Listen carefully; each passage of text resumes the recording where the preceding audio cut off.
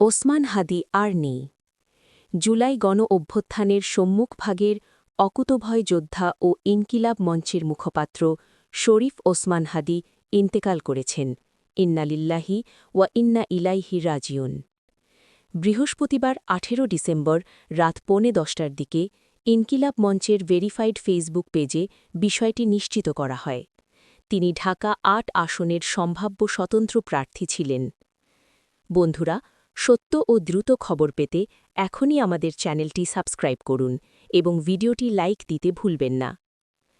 হাদির পেজা দেওয়া পোস্টে বলা হয়, ভারতীয় আধিপত্যবাদের মোকাবিলায় মহান বিপ্লবী ওসমান হাদিকে আল্লাহ শহীদ হিসেবে কবুল করেছেন। গুলিবিদ্ধ শরীফ ওসমান হাদির শারীরিক অবস্থা অত্যন্ত সংকটাপন্ন বলে গতকাল জানিয়েছিল প্রধান উপদেষ্টার প্রেস উইং। ওই বার্তার পর থেকেই ওসমান হাদির শারীরিক অবস্থা নিয়ে শঙ্কা বাড়ছিল। অনেকেই সামাজিক যোগাযোগ মাধ্যমে পোস্ট দিয়ে শঙ্কার কথা জানান।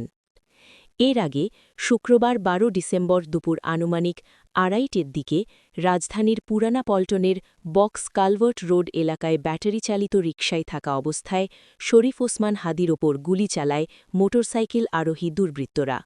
গুরুতর আহত অবস্থায় প্রথমে তাকে ঢাকা মেডিকেল কলেজ হাসপাতালে ভর্তি করা হয়। পরে অবস্থার অবনতি হলে এভারকেয়ার হাসপাতালে স্থানান্তরিত করা হয় এবং সেখান থেকে উন্নত চিকিৎসার জন্য তাকে সিঙ্গাপুরে পাঠানো হয়। তিনি সিঙ্গাপুর জেনারেল হাসপাতালে চিকিৎসাধীন ছিলেন। আইনশৃঙ্খলা বাহিনীর তদন্তে জানা গেছে, হামলার আগে কয়েক মাস ধরে হাদির নিয়মিত চলাচল, বাসা ও অফিসের রুট এবং নিরাপত্তা ব্যবস্থার ওপর নজরদারি চালানো হচ্ছিল। তাকে হত্যার আসামিদের গ্রেপ্তারে সর্বাত্মক চেষ্টা করছে আইনশৃঙ্খলা বাহিনী। এ পর্যন্ত র্যাব ও পুলিশ যৌথভাবে ৯ জনকে গ্রেপ্তার করেছে। বিভিন্ন মেয়াদে তাদের রিমান্ডে নেওয়া হয়েছে। তদন্ত চলমান রয়েছে।